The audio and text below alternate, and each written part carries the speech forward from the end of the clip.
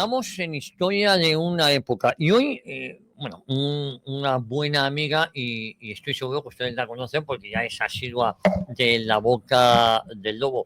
Ni más ni menos que estamos hoy con Alicia Bólalo. Alicia, bienvenida, ¿cómo estás? Muy bien, muchas gracias, encantadísima. Ya sabes que yo estando contigo, encantadísima. Digo que estábamos hablando fuera de micrófono como tú y yo nos conocíamos en Decisión, pero no habíamos llegado a saludarnos, ¿no? Es verdad, porque ya te digo que siempre te veía, porque este hombre, para que lo sepa la audiencia, trabaja más que bueno, iba a decir que todos los ministros españoles. Eso es fácil. Eso hasta el que pide en la calle, pobrecito mío, trabaja más. Pero vamos, yo creo que nadie levantando un imperio ha trabajado tanto como este hombre. Yo pienso, no solo para la radio, para la familia, para los amigos, porque es verdad que siempre saco tiempo para disfrutar también. No sé de dónde. Pero no hay menos cierto que me paso horas y horas grabando. Es que yo creo que te he visto un sábado en Decisión Radio y yo ya dije, claro. no, o sea, esto no puede ser. Bueno, ¿sabes una cosa? Yo estaba en una cadena ibérica, y yo retransmitía los sábados los partidos de fútbol del Madrid. También. Claro, así has llegado donde has llegado. Es que haciendo de todo como tú se llega donde has llegado. Acabé retransmitiendo partidos hacía gracia, y el que presentaba el magazine de la mañana era yo, y tenía de director de deportes a un buen amigo mío, a Pachi Junquera, y al final acabábamos los dos retransmitiendo partidos con una botella de whisky y con, ay, por favor, qué bueno. Y con Paco Sanz, el hijo de Lorenzo, muy amigo. ¿A qué hora era la retransmisión? Los partidos eran o a las 4 de la tarde o a las 6, era el partido de... Buena hora para tomarse una botella de whisky. Era el partido de las 4 de la tarde, el que había a las 4 de la tarde es el que muy bien, muy bien, a las 4 de la tarde una botellita de whisky, muy buena hora. Sobre todo la botella era para Paco Sanz, que iba a decir lo único que toma, es lo que más le gusta. Yo soy más de tomarme un vino, ¿eh? Ah, mira, tú eres como yo. Oye, hoy yo te lo venía diciendo y te he enganchado y tú rápida has dicho, yo quiero que hoy hagamos un homenaje a uno de los más grandes de la escena española, de la cinematografía de este país, y yo me atrevería a decir que es la interpretación a nivel mundial de los mejores, y me refiero casualmente a tu padre, a José Bólalo. Tú sabes la admiración que tenemos en esta casa, yo particularmente hacia José Bólalo, y hoy queremos que nos hablen de tu padre, que este programa sirva de un homenaje a la figura de tu padre. Alicia Bólalo, ustedes la pueden escuchar en La Boca del Lobo, también en Periodista Digital, con Josué Cárdenas en La Burbuja, y también en esta casa, una mujer que no se muerde la lengua. Y con Susana. Y con Susana. No te la comas, que no. Es verdad. Con Susana los miércoles por la noche, a las 9:30, hoy me toca. Y políticamente incorrecta, cosa que es de agradecer. Porque aquí solo viene gente que es políticamente incorrecta. Sí. Por eso vengo, porque me encanta que no me pongan trabas. Nada. Y además has encajado perfectamente con el espíritu de la emisora. No, además yo os dije desde el primer momento, oye, a mí frenarme, decirme lo que tengáis que decirme, porque yo no voy a venir a jorobar aquí a nadie, claro. Y a veces las cosas pues son como son y te tienes que callar y ya está. Pero a mí como me dejen suelta, la puedo liar parda. Oye, Alicia, a mí me gustaría que nos hablaras de tu padre. ¿Cómo se inicia en esto del cine? Porque me has contado una anécdota también antes, cuando estábamos preparando, que me ha gustado mucho, que fue en Venezuela, ¿no? Sí. Porque él estudió medicina. Él estudió medicina, llegó a quinto, le quedó una asignatura de quinto. ¿En qué año nace tu padre? Ostras, espérate. No me lo pregunto, porque yo no sé cuándo nace el mío. Mi padre murió con 70. Yo creo, no sé si nació en el 16 o en el 23. No, yo creo que en el 16, ¿no? Puede ser en el 16. Claro. Es que yo con este calor tengo la cabeza. ¿En qué año fallece? En el 85. En el 85, pues... tenía 70. Claro, sí, en el 16, en 1916. Claro.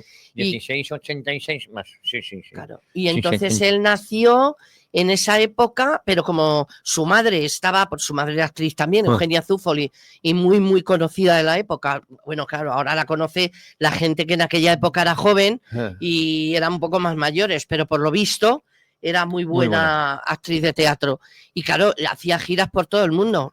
Y él nació en Argentina. En Córdoba, pero porque la madre estaba embarazada y lo dejó ahí, lo podía haber dejado en Cuenca, pero lo dejó en Argentina. Tu abuela lo deja en Argentina. Sí. Su madre mejor, no me llevaba yo con ella muy allá. Vale. Pues mejor. Bueno, pues su madre nace en Argentina, nace tu padre en Argentina, en Córdoba, y a partir de ahí, ¿qué pasa? ¿Dónde se va? ¿Se mueven? Pues él, como su padre, como mi abuelo era productor, pues también, claro, él se movía. Lo que pasa que no era como ahora, que te cogen a uno de Gran Hermano y le dan una obra de teatro. antes para que te dieran un papelito en una obra de teatro tenías que trabajar como un condenado. Sí, sí. O sea, tenías que hacer un montón de extras, tenías que hacer de árbol 20 veces, tenías que hacer de soldado así en una puerta, en una función, 2 horas de soldado ahí toda la función, y luego pues te iban dando papelitos y ya pues si tú ibas gustando pues te iban... ¿Y tu padre se metió inmediatamente Mi padre se metió por ayudar a sus padres, decía, claro, pues uno era productor, la otra actriz. No, tendría 14, 15 años, decía, pues hoy voy a hacer de árbol, mañana voy a hacer, a ver qué se siente y tal. Pero él estudiaba medicina. Y cuando se metió de verdad fue cuando la anécdota que te he contado, que fue con un amigo a la radio en Venezuela. ¿No? Le pilla... Sí, que estuvo una época allí. En Venezuela estaba con un amigo y el amigo iba a un programa de radio y se quedó sin voz. Y dijeron, oye, que es que esto no podemos pararlo, que hay una telenovela que es un éxito y no podemos dejar de ponerla. Por favor, ¿qué hacemos? Buscamos a otro. Entonces explicaron que fulanito se había quedado sin voz y que su papel pues lo iba a hacer mi padre porque dijo, tranquilos que yo lo hago. ¿Qué hay que hacer? ¿Cómo se hace esto? Y claro, a la primera lo bordó y ya te digo que al día siguiente todo el mundo llamando a la radio, oye, ¿quién es este tío? ¡Qué pedazo de vozarrón! Es verdad que tenía una voz muy característica. Y nosotros queremos a este hombre, lo sentimos por el otro, claro. Y a partir de ahí empezó a hacer... Sí, le quitó el trabajo a su amigo, aún así el amigo le siguió queriendo, ¿eh? Y pues a partir de ahí ya ¿Qué dijo... años tendría más o menos?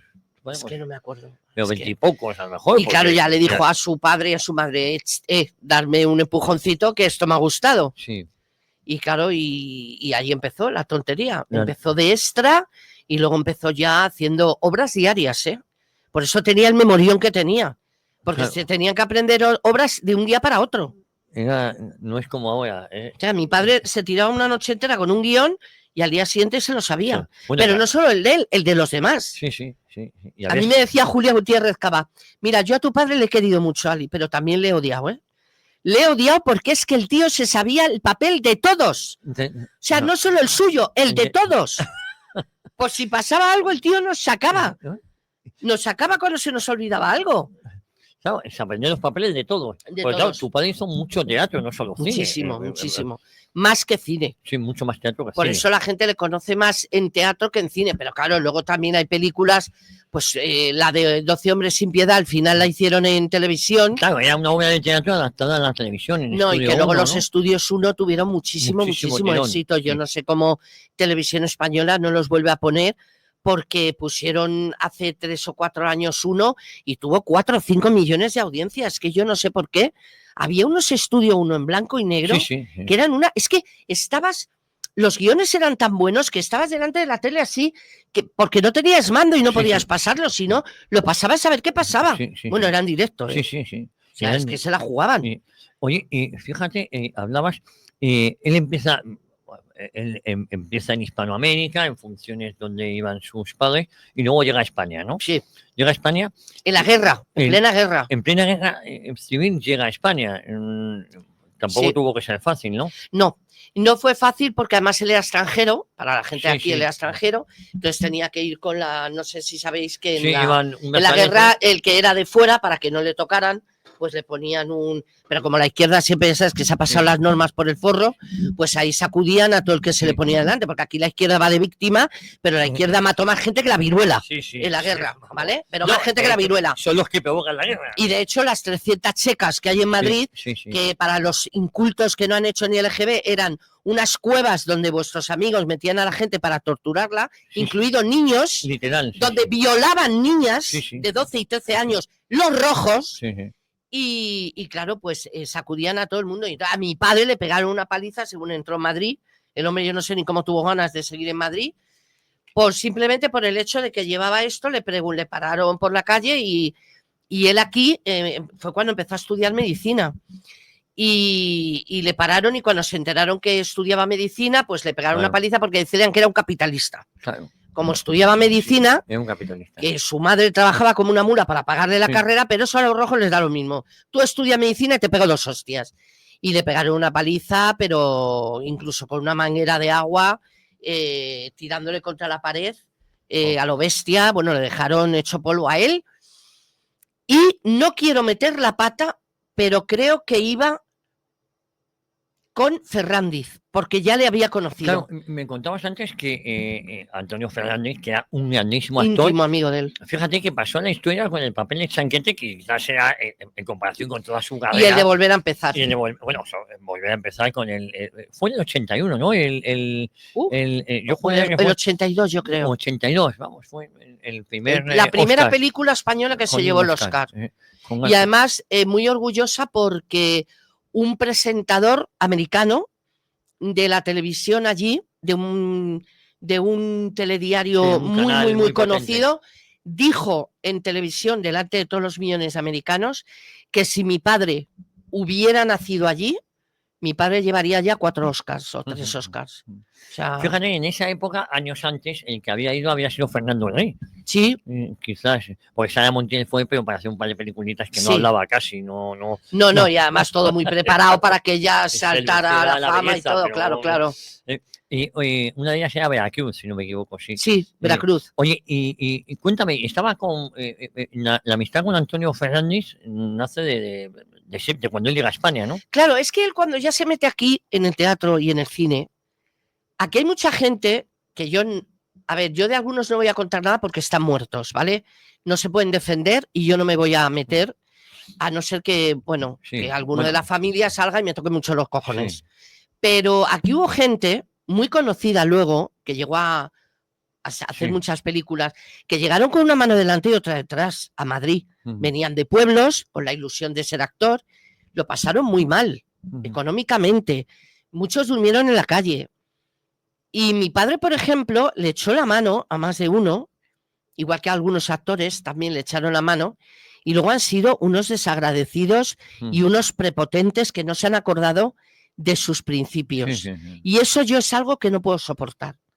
Yo, una persona hipócrita y una persona desagradecida, no puedo con ellos. No, yo tampoco. No puedo. Porque yo, hasta la persona que me ha dado el peor trabajo del mundo, le estoy agradecida, porque en ese momento a mí me sacó del problema. Oye, Alicia, una vez que acaba la guerra, tu padre se instala en Madrid. Sí. ¿Dónde vivíais? ¿O dónde? Bueno, por ahí. Es que claro, yo terminé viviendo, yo mi vida la he hecho en Doctor Esquerdo. Un poquito antes de Conde Casal, la zona de Narváez, las Cuestas del Niño Jesús, toda esa zona, que era una zona maravillosa. Ahora está ya urbanizado todo, había descampados, había una tranquilidad maravillosa. Y Urbis creó los primeros edificios y mi padre pues lo compró en la época de Franco, donde la gente se podía comprar pisos, y me da igual que me llamen dictadora, me da igual. Fíjate tú, más dictadores que la izquierda no la hay. Pues mi padre compró un piso en Doctor Esquerdo y pagaban una letra al año de 9.000 pesetas.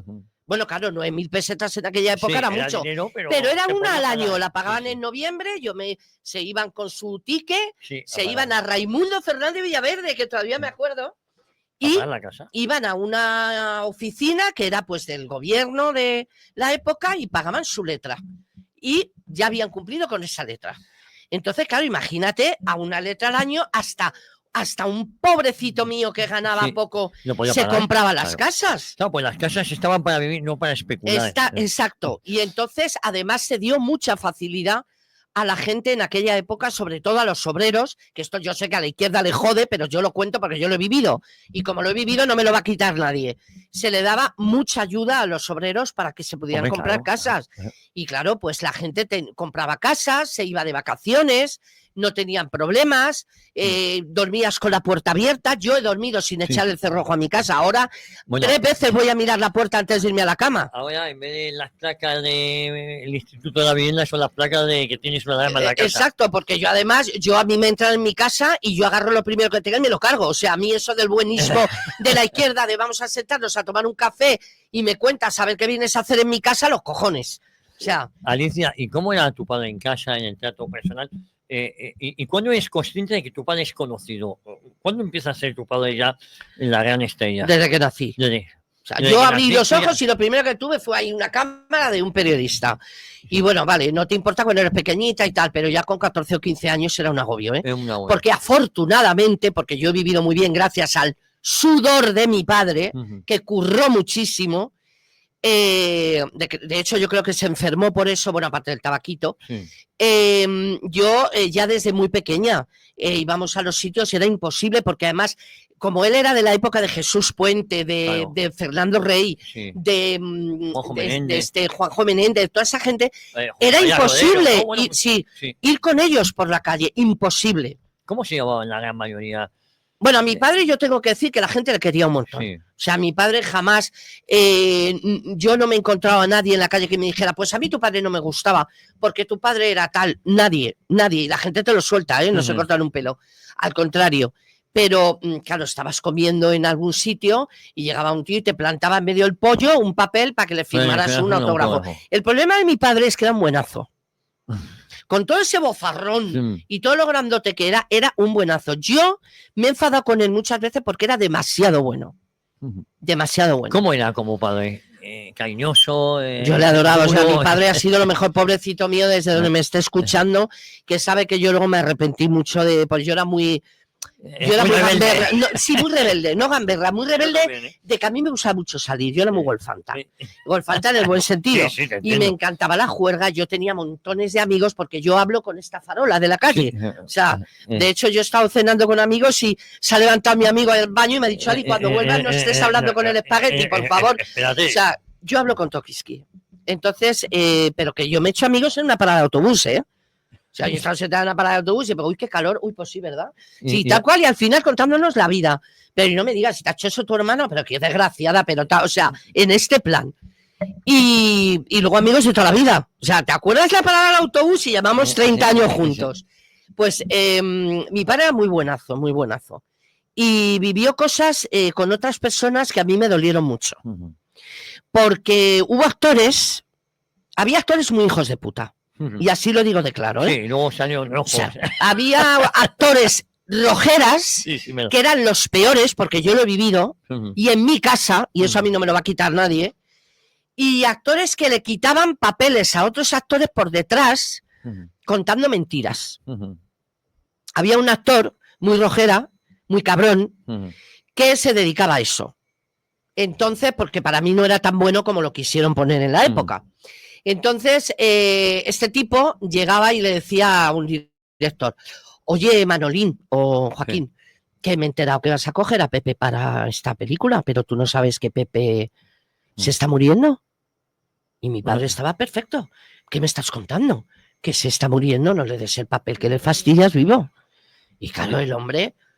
De pronto mi padre, oye, que ha dicho que me va a llamar y le llama, ole, fulanín, ¿qué ha pasado? ¿Que no me has llamado con esto? Hombre, Pepe, ¿cómo no me has dicho que tenías esto? Si no, yo no te hago hacer todo ese esfuerzo, porque me estás contando, si yo no tengo nada. Hombre, pues a mí es que se me ha dicho y al final conseguía el papel, pero porque él se movía y llamaba al otro, oye, que hemos quedado y no me llamas. O a otras personas también, bueno, a uno le quitó un papel y dicen, pero ¿cómo le vas a dar el papel a fulanito? ¿Tú sabes que es alcohólico?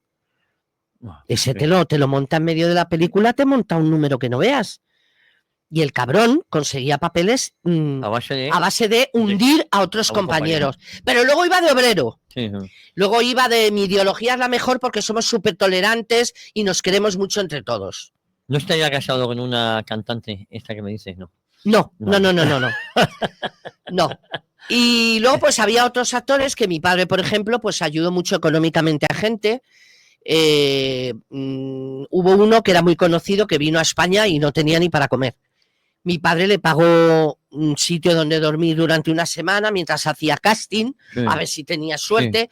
Le dijo, mira, X, yo te pago esto, venga, anímate, que tienes 3 pruebas esta semana, chico, no te vuelvas al pueblo, inténtalo, que no te cogen, te vas al pueblo, pero quédate esta semana, yo te pago un hotel, un hotel, una pensión, que era lo que había, te pago una pensión, que eran buenas, y te doy un dinero para que comas toda la semana. Bueno, pues todo eso se lo pagó mi padre, y tuvo la suerte que le cogieron en un casting, y de ahí para arriba. ¿Tú le agradeciste a mi padre alguna vez? Pues lo mismo. ¿Tu padre qué tal se llevaba con los directores? ¿O tenías una preferencia por alguno? Se llevaba genial con todo el mundo, incluso con políticos. le llamaron de todos los partidos para pagarle y que fuera con ellos a hacer campaña. Porque mi padre, ya te digo que en esa época era como todos, ya te digo que no podías ir de aquí a esa esquina sin que le pararan 4 personas. De hecho, cuando yo salía con él al supermercado, porque mi padre no se iba en taxi o hacía la compra por teléfono para que no le viera la gente, mi padre bajaba y pedía sus chuletas delante de todo el mundo y hacía cola. Y no se colaba, ¿eh? De hecho, en un restaurante le quisieron colar y dijo que no, que estaba la gente esperando y que no se iba a colar, que él esperaba como todo el mundo. Y eso no lo hacen ahora los ministros de izquierdas tampoco. No. Es que les tengo un asco que tengo que hablar de ellos todo el rato. Y entonces, pues nada, mi padre, ya me he ido. No, ya me he ido con lo de los... No, te comentaba que con qué directores tenía más... Él se llevaba muy bien con todo el mundo, porque él nunca se enfadaba con nadie, o si se enfadaba con alguien a los 2 días ya había hecho las paces y todo muy bien. Lo que pasa que, bueno, luego tenía amigos como Ferrani, Antonio Gala, que yo creo que estaba enamorado de mi padre, eso ya te lo digo. A mí yo no me llevaba muy bien con él porque hacía cosas que a mí no me gustaban, pero... Bueno, venía a las cenas de mi padre solía hacer una cena o 2 a la semana en mi casa, venía mucha gente conocida, yo ahí he visto cosas de vergüenza, no de vergüenza de que hicieran cosas raras, sino de ver gente que salía en un programa de televisión y te decía, ¡ay, porque la Internacional! Y viva Carrillo, y viva no sé quién, y luego llegaba a mi casa y decía... Por favor, que vuelva Franco. Y esto lo he oído yo. Y yo se lo decía a mi padre, digo, pero papá, ¿que viene aquí? ¿Y qué ¿Pero que vienen aquí? Intelectuales, actores... Pues iba todo, iba de todo. Venía Ferrandi, venía Gala, venía a todas. Sí. ¿Cómo se llama? Bueno, el padre de Miguel Bosé. Sí. Bueno, venía, como no, mi Santiago Bernabéu. Sí. Que me encantaba porque además era como Santiago mi padre. Bernabéu, sí, era íntimo de mi padre. Bueno, mi padre iba a verle a casa y mi padre tenía una cosa que se lo decía a todos los periodistas. Yo no me voy a poner de gala para recibiros. Yo tengo muy poco tiempo libre. Yo el tiempo que estoy en mi casa quiero estar como me da la gana. Y si yo me pongo un pijama, os recibo en pijama. Bueno, eso lo hago yo también. Lo siento en el alma. Yo no me voy a poner un traje, y mucho menos en verano con el calor que hacía. Que yo he heredado el mal del calor por él. Entonces, claro, los periodistas se lo pasaban pipa con él porque llegaban a casa y mi madre se ponía mala. Porque mi madre era de estar perfecta a todas horas. Y entonces mi madre decía, Pepe, por favor, me he ido al Corte Inglés, te he comprado 2 pijamas nuevos, tienes que ponerte el que está desteñido. Él tenía un pijama que se le destiñó y se quedó igual que un traje del americano de estos del ejército. Y le encantaba ese pijama. Y no se lo quitaba. Lo lavaba y se lo volvía a poner. Y era como de camuflaje y no se lo quitaba. Y mi madre, por favor, Pepe, que viene de ABC a hacerte una entrevista, por favor. Ponte, no te quieres poner traje, ¿vale? Pero ponte un pijama nuevo. Que no, hombre, que no. Que viene fulanito, que yo ya le conozco. Sí, Pepe, pero es que te van a hacer fotos. Bueno, pues que me hagan fotos. A mí la gente no me va a dejar de querer porque salga en pijama. Alicia, tú eres consciente de que salías con una gran estrella, ¿no? Sí, claro. Sí. ¿Y a él qué le gustaba? Le daba igual más el teatro que el cine porque él hizo mucho más teatro, ¿no? Sí, no, a él le gustaba todo. A él le diera lo que le dieras. Sí. Hacían un anuncio y era feliz haciendo el anuncio. Todo lo que fuera a interpretar. Todo. Todo. ¿Y qué películas tú tienes recuerdos cuando él estaba, pues supongo que en casa estaría estudiando, aprendiendo los guiones? No. Eso era, nos daba unos sustos, a mí me pegaba unos sustos. Yo un día vengo del colegio, voy a entrar y oigo, te voy a matar, porque no sé qué, te odio, que sé que me has engañado. Y claro, mi hermana y yo entramos a tope. ¿Qué pasa? Y claro, entramos en la habitación y le veo ahí gritando a mi madre con un papel en la mano. Y yo, pero papá, ¿qué haces? Déjala y tal. Y mi madre, ¿qué dices? ¿Qué hacéis? ¿Qué déjala? ¿Por qué la gritas? Que no te ha hecho nada. Pero que estamos ensayando. Y yo, mira, papá, yo con 14 años, papá, yo ya era muy bien hablada, digo, papá, me cago en tu padre. ¿Pero qué pasa? Joder, tú sabes el susto que nos has dado que estamos entrando y hoy te voy a matar, que me has engañado, zorra, y no sé qué, por Dios. Y mi madre con el papel en la mano. Y claro, pues ensayaban mucho. Mi madre le encantaba por la noche. ¿no? Claro, a lo mejor las 2, 3 de la mañana y mi madre con él ensayando, porque mi padre a las 8 de la mañana tenía un estudio 1 en televisión. Y luego a las 6 de la tarde tenía una obra de teatro. La O verdad sea, es que hizo mucho cine, muchas sí, obras de teatro. Y fíjate que cuando estabas aquí te has saludado un buen amigo también, Juan sí, Salazar, y nos majísimo. ha quedado en la mente de muchos ese Estudio 1, eso, los 12 hombres sin piedad, ¿no? Estaban personajes como Sancho Gracia, también Uf. estaba. Y Y, Máximo Valverde, sí, sí, creo, sí, estaba Jesús sí. Puente, estaba Fernando. Ay, ¿cómo se llamaba este hombre? ¿Fernando Sancho? No, bueno, estaba Fernando Sancho, es el que hacía el estudiante, y Sancho No, Gracia. no, no, no, no, no, no. Otro Fernando, no No, Pepe Fernando Sancho. Sancho sí, el que hacía de mexicano siempre en las películas. Ese, Un tipo que lo hacía extraordinario. maravillosamente bien. Ese es el actor que más veces han matado en el cine español, porque siempre le Es mataban. verdad. Sí, Fernando Y creo Sancho, que estaba, puede ser que muy estuviera falangista, por Tony cierto. Isbert. Tony Isbert, No, no. Ay, es que no me acuerdo. Tendríamos que mirarlo porque me da mucha rabia, además, no acordarme de bueno, los el caso actores, es que pobrecillos. todos eran Maravillosos. maravillosos. Y oye, y películas, Actores de 12 hombres sin piedad españoles. ahí vamos a saberlo. A ver, porque es que de verdad me da un poco de vergüenza. Mira, Pedro Sinaga, Bueno, pobrecillo. Pedro Sinaga, que a mí me encantaba, le vi mucho en obras de teatros, hacía mucha comedia, pero Sí. era navarro. Pues Pedro Pedro Sinaga Sinaga, también era amigo de mi padre. Carlos Lemos, que también era muy amigo de mi padre y que no se le valoró tampoco mucho. Antonio Casal. sí, sí, sí, sí, Con sí, Antonio sí. Casal se peleó por mi madre, mira. ¿Sí? Una cosa A que no ver, había contado yo en la radio nunca. discutían para ver qué es. Tú serías bueno para sacar información al Yo parece que no, delincuente. pero te lo está. Oye, sí, discutió con Antonio Casal, pero Sí, al por final mi madre, tu madre se fue con. porque mi madre tonteaba un poquito con Casal y llegó mi padre y se fue con mi padre. Claro, Entonces, pues a Casal le sentó un poquito mal, pero bueno, luego con los años ella también tuvo su vida y ya se encontraron y ya se había olvidado todo, pero Oye, ¿y cómo llega José Luis García? Te pregunto esto porque, claro, un jovencísimo García se pone en contacto con un veterano como tu padre, como José Bordalo, sí. y le da un papel que ha sido un hito. Ojo, también en esa película está Antonio Fernández, da la casualidad que eran íntimos amigos. ¿Y cómo coinciden en ese rodaje o cómo se lo ofrecen? No, bueno, mi padre. Volver a empezar, hablamos de una Sí, película, volver a la empezar. primera No, película yo que eso no lo sé porque mi padre cuando trataba temas de películas lo hacía fuera de casa, luego venía y decía, voy a hacer una película con fulanito, tal cual, porque a mí me lo decía, pero yo decía, ay papá, yo quiero ir un día al rodaje, que quiero conocer a tal y a cual, y él pues me presentaba gente. Lo que sí sé es que yo me acuerdo que cuando esa película se estrenó, la escena que hace mi padre con Ferrandiz, sí. cuando le dice que sí que es verdad que tiene cáncer y que porque, bueno, ya todo el mundo ha visto la película y saben que Antonio va a ver a mi padre porque mi padre en la película es su mejor amigo y es médico y a él le han dado Unos meses de vida. unos meses Sí, de vida por sí. un cáncer que tiene y quiere saber la opinión de mi padre. Entonces, claro, mi padre, yo no puedo ver la escena, ¿eh? Me No, pongo a bueno, llorar como una magdalena. Mi padre, con una tranquilidad que por dentro está hecho polvo, pero por fuera quiere hacer como que no hay problema, sí. pues claro, le dice, mira el papel y le dice, sí, efectivamente, es lo que pone aquí. Y el otro, pues así, muy, muy como no queriendo darle importancia, Sí. le pregunta cuánto me queda. Y mi padre, pues claro, con un dolor por dentro horrible, pero como médico por fuera, le tiene que decir tanto tiempo, yo te aconsejaría que hicieras esto, que te ingresaras un tiempo antes, que arreglaras tus cosas, tal y cual.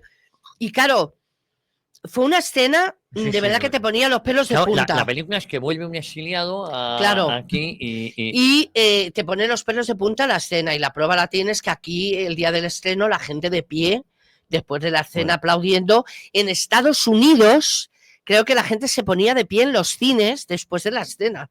Oye, es que esa escena es claro, y marcaba un antes y un después. Fíjate. De hecho, fíjate, Gregory Peck vino a buscarle a España a mi padre para que fuera a trabajar allí y no pudo ser porque ya mi padre estaba enfermo. Claro, tú me contabas que le habían dicho a tu padre de irse a Estados Unidos después sí, de. No, pero eso fue antes. Eso fue antes. Antes de la película, sí. Ya le llamaron antes. Antes. Porque hizo westerns que gustaron mucho allí. Mi padre trabajó con Franco Nero en un western que hicieron en Almería. ¡Django! que Tarantino sacó la película de la de Django y preguntó por mi padre, Tarantino. A mí cuando me lo dijeron se me puso el pelo hasta aquí. Que Tarantino preguntó por mi padre. Oye, claro, y a tu padre ahí le ofrecen, antes de estrenar esta película, ir a Estados Unidos. Me contabas que tu madre dijo que ni hablar. Yo estuve un mes sin hablar con mi madre, pues me enfadé con ella porque dijo que no, que ella le ofrecieron un negociazo a mi padre. Le ofrecieron 6 años de 6 películas al año buenísimas con actores como Kirk Douglas, gente que todavía, Marlon Brando, gente así. Un dineral por cada película, le pagaban la casa, nos pagaban un profesor para la familia, para hablar inglés, nos pagaban el colegio nuestro, todo, o sea, todo lo que necesitara mi madre. Y claro, dice, que te van a poner un profesor, te ponen un traductor, que tú no tienes que hablar si no quieres, pero, coño, vamos a estar ahí unos años y aprovechar todo. Pues no, que no. Por cierto, la protagonista en la película Volver a empezar es Encarna Paso. Encarna Paso, sí. Está también Agustín González. Y Agustín González, era ese sí que era íntimo de mi padre. Sí. Quedaba muchísimo. Yo tengo fotos de Agustín con mis padres en la playa, de Ferrandi también, cenando por ahí. Tienen fotos con un montón de gente y luego las cenas, ya te digo, que las cenas venía, pues eso, el padre de Bosé, venía Sancho Gracia, vino más de una vez, Álvaro de Luna también vino alguna vez. Yo siempre he contado la anécdota de mi amiga, una amiga mía del colegio que se quedó a dormir en mi casa un viernes, porque ellos estaban hasta las 8 de la mañana. O sea, yo más de una vez me tenía que levantar a las 5, ir al salón y decir, que yo me levanto a las 7 para ir a clase. Podéis bajar la voz. Y cerraba la puerta porque se ponían allí a las tantas a hablar, a reírse y a todo, y claro, a mí no me dejaban dormir. Yo me despertaba a las 7 de la mañana más de una vez y seguían en el salón dándole al pico. Y claro, pues un día se levantó esta amiga mía al baño, ya para arreglarse y tal, para levantarnos para ir a clase, pues se quedó a dormir en mi casa y de pronto me despierta y me dice, Ali, me despierta y digo, ¿qué pasa? Me dice, Ali, te juro que no he bebido nada. Lo que te voy a decir sé que no me vas a creer, dice, pero acabo de ver a Curro Jiménez en el pasillo de tu casa. Digo, ¿y qué? Me dice, ¿cómo que y qué? Que te estoy diciendo que he visto a Curro Jiménez en el pasillo de tu casa. Digo, ya, y no pasa nada, y verás a Miguel Bosé y a su padre y al otro. Claro, ella no sabía lo de las cenas. Y claro, yo me partía y ya me dijo, hija, me podrías haber avisado porque yo creí que me había dado algo. Y claro, venía mucha gente, vino José Luis Alonso, que era un director de teatro buenísimo que se suicidó, se tiró por una ventana, pues a los 5 años o 6 de trabajar con mi padre, era buenísimo como director. Mucha gente venía, mucha. Y a mí ahí, yo me peleé un día con mi padre porque le dije, papá, es que a mí, mucha gente que viene aquí me parecen unos hipócritas, porque yo les veo en televisión decir una cosa y luego vienen aquí políticamente y dicen otra. Entonces a mí eso es que me sienta fatal. Sí, además, fíjate, los actores que hemos nombrado, pues Antonio Fernández tenía fama de rojo, no sé lo que sería, No, Fernández no hablaba mucho, no hablaba nunca de política en casa. ¿Y tu padre políticamente? No, mi padre no comulgaba con nadie, pero por ejemplo se llevaba genial con Adolfo Suárez. Mi padre quería mucho a Adolfo Suárez. Cuando Adolfo Suárez murió, él lo pasó mal. Luego él fue a Franco le dio varios premios a mi padre y mi padre habló con él normal. Yo es que, a ver, yo voy a hablar por mi experiencia. Yo cuando Franco murió yo tenía 12 años, sí, pero yo no era gilipollas. O sea, yo con 8 años y 7 años, 9, 10, 11, 12, yo ya veía lo que veía. Bueno, Suárez murió en el 2014, tu padre fallece antes. Yo creo que cuando te refieres a que cuando Suárez sale de presidente de gobierno. Ah, sí, claro, bueno, sí, eso, claro. Pues, entonces, durante el mandato de Suárez, mi padre era muy amigo de él.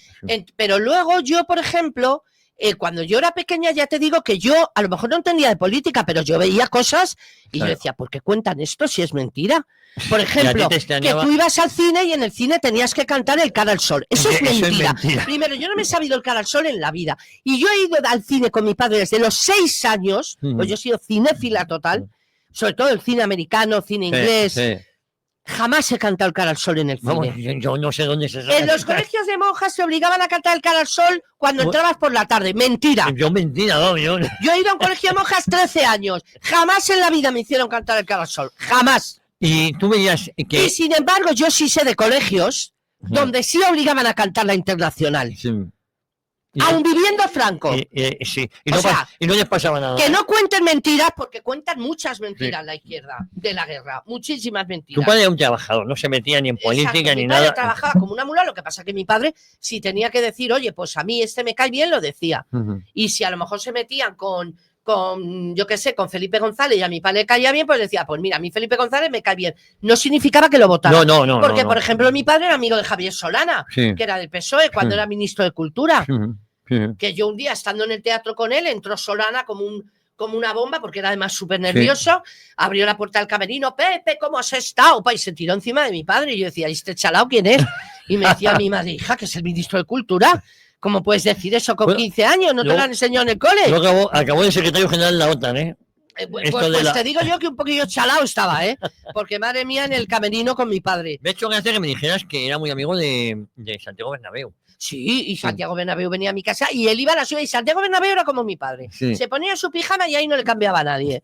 Y entonces Santiago Bernabéu, Javier Cugat también era muy amigo de él, Di Stéfano. Di Stéfano era mi amigo. De hecho, cuando mi padre murió, le dijo a mi madre que si él moría antes, él quería incinerarse y que las cenizas las echaran en el Bernabéu.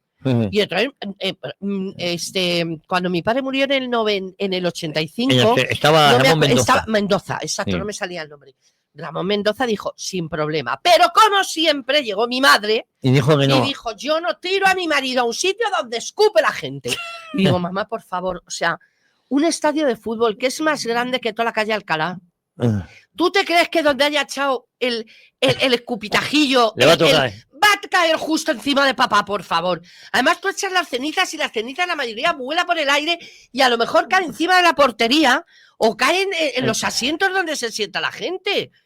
Que no tiene por qué caer en la hierba, que si hay aire se la lleva. A lo mejor acaba en el puesto de Laos. Es que vete tú a saber.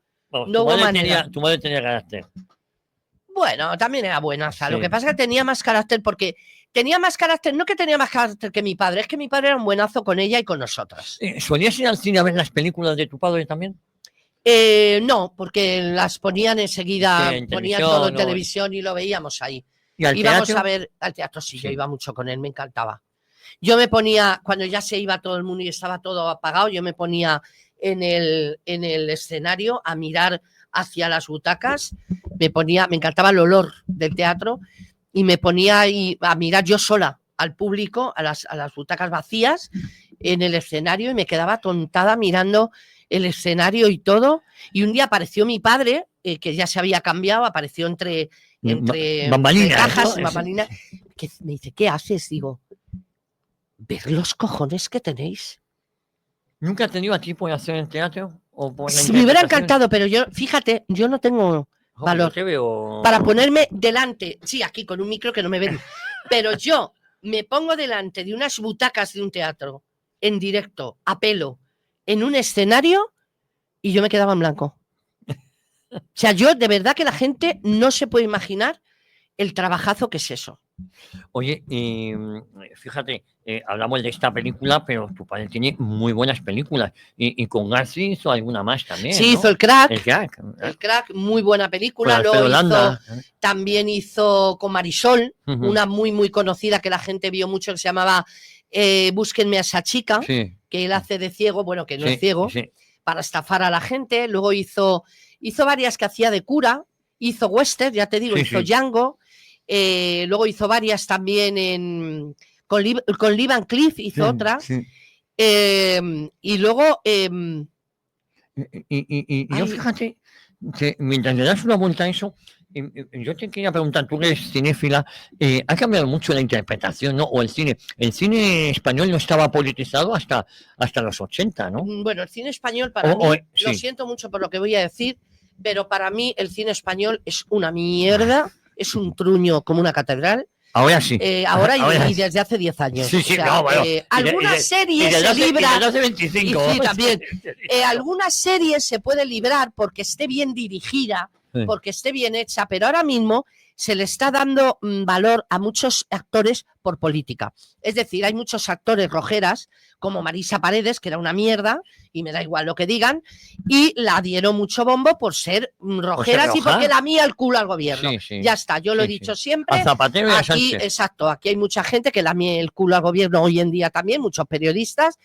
Y tenemos pues gente como Almodóvar, que es el mayor lameculos del Estado, que le dan películas que luego son una mierda y además me he visto todas, ¿eh? Y subvencionadas. Todas. Y no hay ni una que merezca la pena. El cine de tu padre no estaba subvencionado. No. Ahí la gente se jugaba su dinero. Lina Morgan se dejó mucho dinero en el teatro. También es verdad que gracias a Dios ganó mucho dinero, porque el que vale, vale. Mi padre ha trabajado en muchas obras de teatro que la gente se ha gastado su propio dinero y afortunadamente han salido todas muy bien, porque mi padre y todos los actores de la época, Amparo Baró, Joaquín Cremel, María José Alfonso, que era maravillosa, que la adoro, te mando un beso desde aquí, Julia Gutiérrez Cava, bueno, hay mucha gente que también eran muy buenos y no estaban politizados. Ahora hay gente que sí. No, ahora si no trabajas no estás politizado y si eres de izquierda. No se trata de estar politizado, se trata de ser de izquierda. Lo que pasa es que afortunadamente ahora lo que le está jodiendo a la izquierda es que mucha gente de derechas está triunfando. O gente que no apoya esta izquierda, como Iker Jiménez, por ejemplo, que yo a Iker Jiménez le adoro. Su mujer, Carmen Porter, me parece maravillosa. Además llevan muchos años trabajando juntos. La tengo una admiración a Carmen Porter, es una persona que a mí me encantaría conocerla personalmente, porque yo presiento que tiene que ser una buena persona y me encantaría pues conocerla. Es una persona que yo tendría como amiga, fíjate. Me encantan todos los que están saliendo. Roberto Vaquero, fíjate, con todo lo izquierdista que se supone que ha sido. Pues mira, a mí me encantaría conocerle un día. Eso te lo presento. O sea que si un día le traes una tertulia, bueno, me puedo morir de la alegría. Me encanta Infloblogger. Me encanta Isaac Parejo, me parece uno de los más valientes. Me encanta el teatro de Will, un chaval que está en TikTok y en YouTube, que también tiene muchísima gente. Begoña Gerpe, que se ha tenido que ir de España por la gran libertad que hay aquí. Y bueno, y mucha gente que ahora sale con Iker. Mira, la que me ha sorprendido mucho es Beatriz Talegón. Sí, hombre, a ver. Beatriz Talegón es otra persona que me encantaría conocer en persona. También la conozco. Para darle las gracias por tener el valor de criticar su ideología, como yo he criticado la mía muchas veces, por el PP. Y la gente debería aprender de gente como Beatriz Talegón y Roberto Vaquero. Y yo, Beatriz Talegón, es otra persona que siento como con Carmen Porter. Me encantaría tenerlas como amigas a las dos. Son buena gente, ¿eh? Pues a mí me encantaría. Me encantaría. O sea, si un día viene, yo me vengo solo para decirle hola. Vale. Y vivo lejos, o sea, que ya me lo podéis agradecer. Porque vivo lejos y me vendría solo para decirla sola. Bueno, y así me siento con ellas en una mesa, me puede dar algo. Yo te monto. Estoy tirando la indirecta a mi jefe. Aquí. Estoy aquí en el homenaje de mi padre. Papá, perdóname, te he utilizado para tirarle una indirectilla a mi jefe y que me presente a Beatriz Talegón y a Carmen Porter. ¿Sabes cómo se va a llamar el programa? Porque no habéis caído. Se va a llamar 40 años sin José Bordaló. ¡Ay, qué bueno! Porque se cumple el 24 de julio. Claro. El 40 aniversario. Es que murió el puente de Santiago. El 24 de julio, exactamente. Sí, porque yo tuve varios amigos maravillosos hecho los deberes, que tuvieron un detalle muy grande conmigo. Uno de ellos, fíjate, bueno, no sé si me estará oyendo, se llamaba Sergio, era uno de mis mejores amigos de la época, pues tendríamos 20 años, 19 años. Y el pobrecito mío empezaba la mili en Melilla. En Melilla. Eso. Y los padres le dijeron, hijo, nos vamos a coger el puente de Santiago para que te vengas a la playa, disfrutes los 4 días libres que vas a tener, ya que el lunes entras en Melilla. Y el hombre se quedó los 4 días conmigo, renunció a Melilla. Sergio, que te sigo queriendo, aunque hace mucho que no te veo, y se quedó conmigo los 4 días por la muerte de mi padre. Entonces yo eso no lo olvido, lo llevo aquí clavado y fíjate que hace muchos años que no le veo ni sé de él, pero yo es que soy muy agradecida con los detalles que tiene la gente conmigo. Nunca me olvido. El programa de hoy, 40 años sin José Bordaló. Me encanta el nombre. Estamos con Alicia. Oye, cuéntanos más de tu padre. ¿Nos has contado cómo eran las amistades que tenía? Mira, era un buenazo hasta tal punto que te voy a contar una anécdota que la he contado alguna vez, pero muy poco porque me pareció genial. Cuando íbamos por la calle le paraba a todo el mundo. O sea, mi madre cuando íbamos a la compra sabía que salíamos a las 11 y sabía que ya hasta las 3 no hacía la comida. Porque sabía que hasta las 3 no llegábamos, y salíamos a las 11.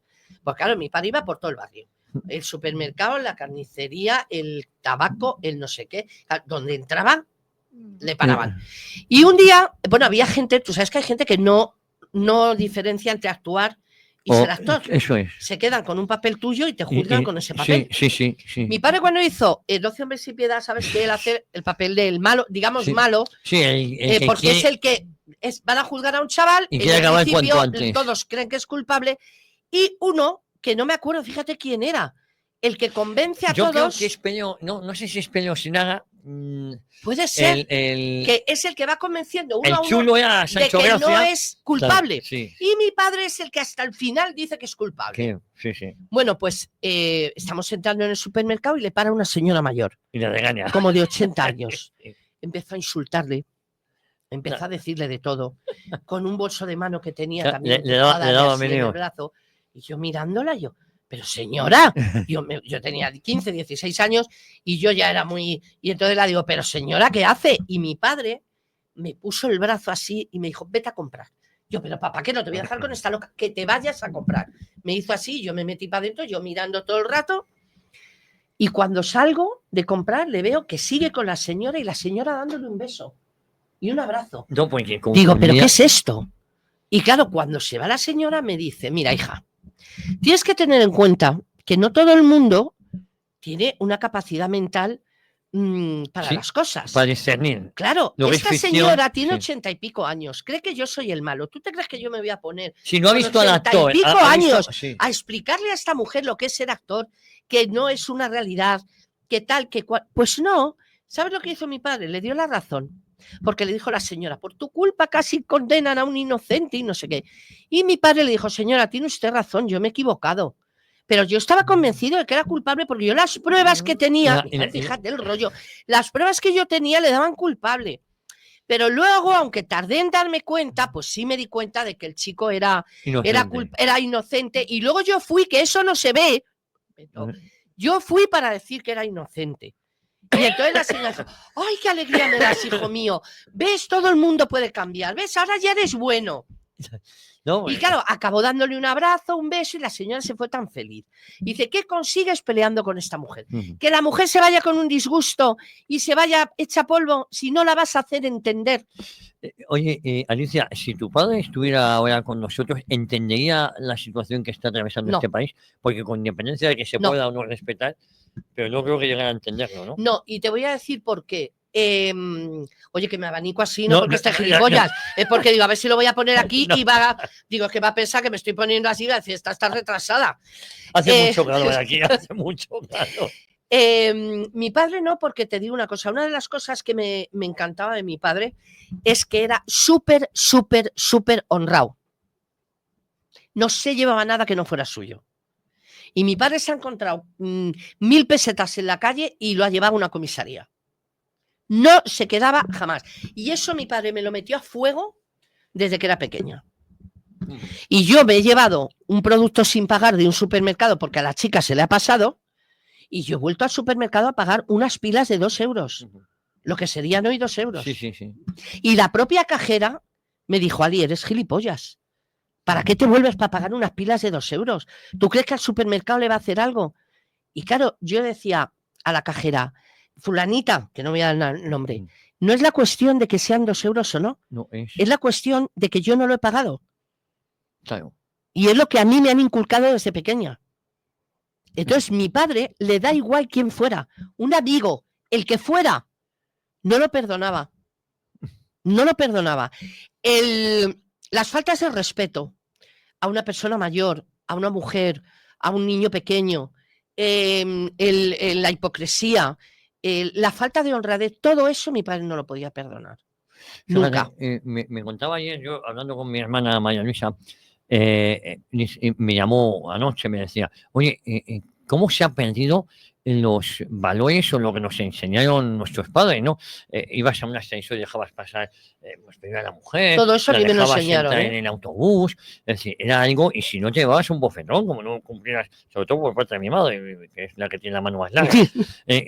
Y quiero decir que me contaba ayer casualmente, dice, es que voy con mamá, mi madre tiene 80 años, el otro día se cayó y la dejaron tirada en el suelo Por favor. y nadie la dio un empujón y la tiraron y me contaba, estoy asombrado, pero es que voy a comprar con ella el otro día al Lidl y insisto, mi madre que está estupendamente, pero va con bastón y tal.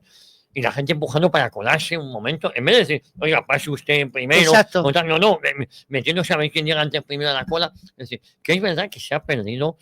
Mira, yo te voy a decir una cosa, Javier, yo aunque no te lo creas, yo antes me callaba todo. Yo, porque a mí, ya te digo que mi padre me enseñó muchísima educación, eso yo sí que se lo agradeceré toda la vida. Y fíjate, me llevó a un colegio de monjas no para que aprendiera de las monjas. Él me decía, tú lo que tengas dudas me lo preguntas a mí, tanto sexual como de la historia, de lo que quieras. Me preguntas a mí, yo lo único que quiero es que te enseñen educación. Y yo ahí sí que doy gracias porque las monjas me enseñaron educación. No los becerros que yo veo salir de los colegios hoy en día, que les falta bueno, ya quisieran tener la educación que tienen los que llevan becerro. Entonces, claro, yo iba con una educación muy grande. Y yo hoy me da asco todo porque veo que todo lo que me enseñó mi padre se fue a la mierda. Mi padre ayudaba a todo el mundo. O sea, mi padre ha cogido un coche, teníamos un chalet en la sierra, porque era el único sitio donde mi padre descansaba, porque mi padre estuvo 20 años sin vacaciones. Entonces, el único sitio era un chalet que estaba al lado de Las Rozas, porque tardaba 10 minutos del teatro al chalet, y quería tener su antojo de llegar por la noche, su piscinita, meterse su baño y a la cama. Y un día una señora, que era marroquí, trabajaba en una casa de unos señores de por ahí, la mujer salió a la compra y se perdió. Y acabó llamando a nuestra puerta. Bueno, pues otra persona no lo hubiera abierto. Mi padre le abrió la puerta. ¿Qué pasa? La mujer casi no hablaba español. Le dio un papel con un teléfono. Mi padre cogió el teléfono, llamó. No lo cogían. Cogió el 600 a las 11 de la noche. La montó. Vamos a mirar a ver si la suena alguna casa. Vamos por aquí, vamos por allá. Volvieron a casa. Llamaron por teléfono otra vez hasta que lo cogió un señor que era un diplomático, que estaban asustados porque la mujer no llegaba. Y entonces mi padre les llamó, vinieron a mi casa, la recogieron, le dieron las gracias. Bueno, al cabo de los días una caja llena de botellas de vino, de no sé qué, bueno, te puedes imaginar. Y mi padre lo hacía eso con todo el mundo. O sea, si se tenía que ir a las 2 de la mañana a ayudar a una persona, se levantaba y se iba a las 2 de la mañana. Oye, o sea, no que esto es una opinión mía, que tu padre hubiese merecido más reconocimiento antes y ahora. No, porque mira, te voy a decir una cosa, ahí hay que ser justos. A mí me han llamado muchas veces para hacer homenajes a mi padre, pero no he querido. No me ha dado la gana. Porque como no me gusta el ambiente que hay en el teatro hoy en día, no me gusta lo politizado que está, no me gusta lo que hay, yo paso de montar homenajes y montar de todo para que me aparezca pues un hipócrita de los que yo sé. Y tener que sonreírle porque está en un homenaje a mi padre. Me niego. Hubo una persona, Carlos Arévalo, que le tengo mucho cariño, que escribió un libro sobre mi padre, que se llamó Maestro del Teatro, lo tituló, un libro precioso. Ahora hay otra persona que está escribiendo otro libro de mi padre, lo está terminando. Y yo a lo mejor pues sí hago un homenaje, no homenaje, sí, el día de la presentación pues sí le podemos hacer, llamo a gente, cosas para que vayan y tal, y a lo mejor eso sí, depende de lo que quiera el que lo está escribiendo, porque él lo ha hecho como homenaje también, no para ponerlo en tiendas ni nada, entonces no lo sé lo que querrá él, pero yo si no, no hago nada. Yo no hago nada. No, más que me refiero a reconocimientos institucionales, medallas. No, a mí me han llamado y no he querido ir.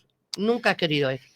Sí, me han hecho homenajes en teatros y todo y yo no he ido. Y a lo mejor tienes que escuchar cosas que... claro, porque, no, porque además es que yo lo he dicho siempre. Conmigo métete lo que te dé la gana. Con quien quieras de mi familia, pero a mi padre no le toques porque fue un buenazo, no se metió con nadie. Y de hecho te voy a contar una cosa.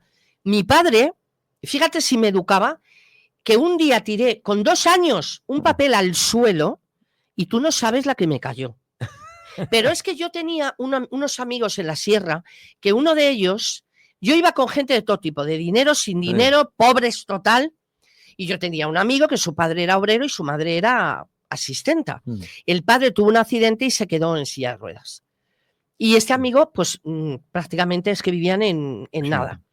Y yo me llevaba muy bien con él. Y me escribió una carta, porque ellos vivían en la sierra, yo vivía en Madrid cuando acababa el verano, y yo me venía a Madrid. Este chico me escribió una carta, y este chico tenía faltas de ortografía. Entonces Entonces, yo con mi hermana, que teníamos 7 años, yo no lo hacía con maldad. Sí. Yo cogí la carta, la leí, yo me empecé a reír porque ponía ha venido sin H, huevo sin H, pero yo me reía porque me hacía gracia verlo escrito así, no porque yo me riera porque él no tuviera. Entonces un día entra mi padre en la habitación y dice, ¿qué os pasa? ¿Qué os pasa que estáis riéndoos todo el rato? Y dice, pues mira, papá, digo, mira, esto, mira qué gracia, mira mi amigo lo que ha puesto aquí tal. Y de pronto se queda mi padre así mirando. Mira, mi padre a mí no me puso la mano encima jamás, porque como le dijo a mi madre una vez, es que yo con esta mano si la doy no se levanta en una semana, ¿cómo la voy a dar? Que mi madre se quejaba y decían, yo no la doy porque no tengo fuerza, dala tú. Dijo, ¿cómo la voy a dar yo con esto? Pues nunca me habló, nunca me gritó y nunca me puso la mano encima. Ahora, mi padre te miraba y decía, voy a hablar contigo y me temblaba hasta el calcetín, solo con la mirada. Entonces, de pronto, cogió la carta, se puso a dar, la dejó, nos miró y dijo, sentaros las dos ahí en la cama que voy a hablar con vosotras. Ostras, las dos temblando. Papá, que ahí, las dos. Empezó a echarme un mitin. La suerte que teníamos nosotras por tenerle a él, que trabajaba como una mula para que lo tuviéramos todo. La suerte de que no tuviéramos que trabajar con 12, 13, 14 años como este chico. Y la suerte de no tener que vivir la historia que estaba viviendo este chico, que te puedo jurar, Javier, que en la vida volví a nombrar a nadie, nunca he nombrado a nadie por el dinero. Igual que un defecto físico. A mí me podrán decir que yo insulto a todos. Jamás me he reído por un tema físico. de Echenique por ir con una silla de ruedas. Nunca he llamado Tucán a Yolanda Bragas de Armani. La llamo Bragas de Armani, pero nunca me he reído por su nariz. El problema de estos personajes no es su aspecto físico. Nunca. El de Pablo Echenique no. Es la mierda que tiene la cabeza. Pero a mí me han mandado muchos memes con chistes de la silla de ruedas y yo no los he mandado. Tenemos que ir acabando. Sí. Alicia, ha sido un placer tenerte hoy aquí en este 40 aniversario del fallecimiento de tu padre. 40 años sin José Bódalo, pero tenemos a Alicia Bódalo aquí en Informa Radio y hoy en Historia de una época. Muchas gracias. Muchísimas gracias a ti por acordarte de mi padre y de mí. Te lo llevaba diciendo hace tiempo. Es verdad, es verdad. Y a todos ustedes, ya saben, sean moderadamente buenos y les espero la próxima semana aquí en Historia de una época en Informa Radio.